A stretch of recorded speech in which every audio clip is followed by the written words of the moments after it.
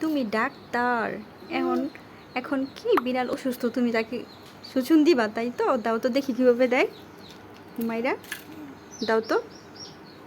এই যে সত্যিই তো বিড়ালটা তো খুবই অসুস্থ। শুরু করো, চিকিৎসা শুরু করো। জ্বর আসছে, জ্বর আসছে। ঈশ্বরের বেচারা বিড়াল, ঠিক করে দাও, ঠিক করে দাও, ঠিক করে দাও, ঠিক করে দাও, ভালো করে দাও। এইভাবে ইঞ্জেকশন দিলে তো বিড়াল তো ব্যথা পাবে। ইস,